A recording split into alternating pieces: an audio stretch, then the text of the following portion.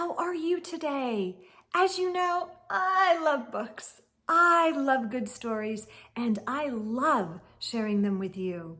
And I have such a great story today. It's one of my new absolute favorites. It's called The Year We Learned to Fly. And it is just a great way to start off a new year or a new time or any time really. It's written by Jacqueline Woodson and illustrated by Rafael López. And they are the creators of the New York Times best-selling book, The Day You Begin, which is also one of my favorites. But this one, is just so beautiful, and I hope you like it as much as I do. So let's get started. That was the year we learned to fly. That was the spring when the rain seemed like it would never stop, and the thunder boomed so hard we weren't allowed to go outside. Use those beautiful and brilliant minds of yours, my grandmother said. Lift your arms, close your eyes, take a deep breath, and believe in a thing. Somebody, somewhere, at this same point was just as bored as you are now. So my brother and I closed our eyes, and for a few minutes that first day, we weren't stuck in our apartment anymore. We were flying over a city we'd known our whole lives, but it was suddenly different, exploding with every kind of flower we'd ever dreamed of growing. That was the summer we learned to fly, when my brother and I couldn't stop fussing with each other over whose turn it was to wash the windows, to feed the dog, to clean the kitchen. We fought and frowned and made silent promises to never speak to each other ever again. My grandmother said, "Lift your arms, close your eyes, take a deep breath, and stop being so mean about everything. Somebody, somewhere, at some point, was just as mad as you are now."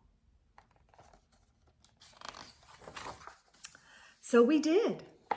And as the soft wind took us out over the city and past the windows of kids who hadn't yet learned to fly, my brother and I reached for each other's hand, flying and diving and laughing and leaving all of our mad far behind us.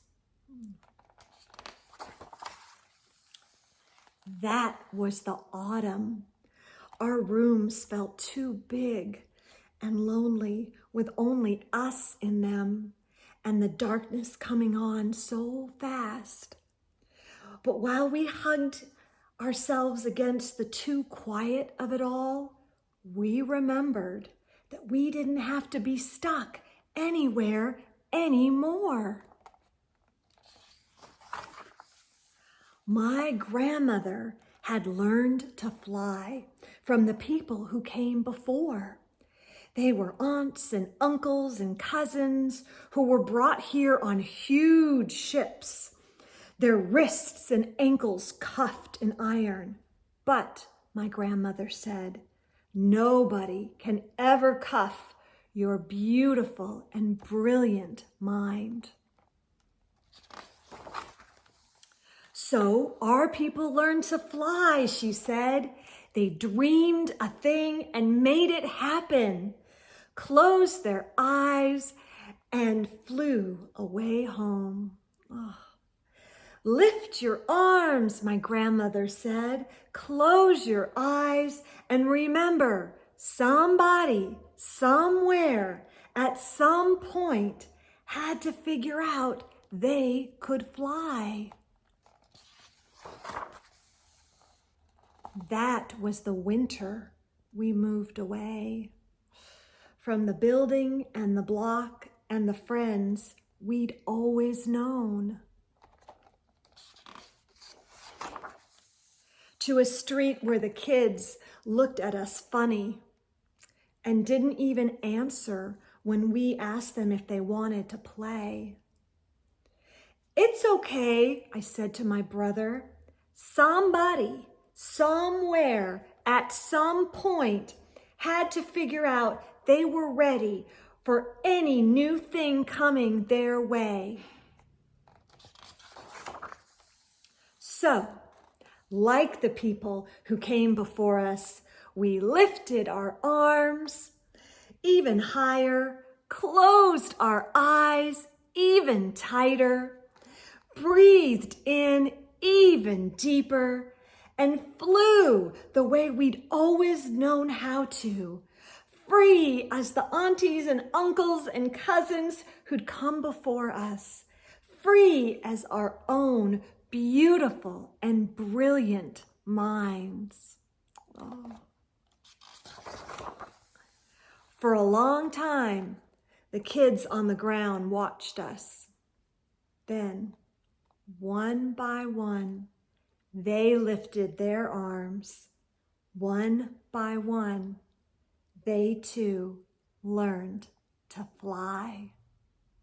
Oh, isn't that a fabulous story, friends?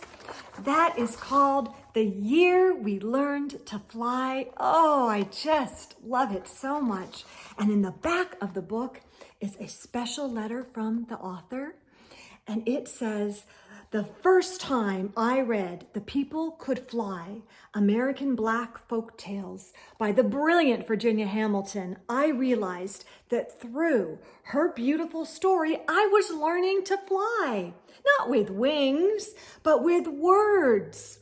Her book is the story of how enslaved people escaped their hard lives by lifting up and flying away home. And every page is anointed with the illustrious paintings of Leo and Diane Dillon. As a kid, I always wondered how people were able to survive through the horrors of enslavement, but they did. And they passed down their stories and their fables and their memories to the young people coming along after them. And those stories gave us wings. Virginia Hamilton gave me and so many other writers storytelling wings.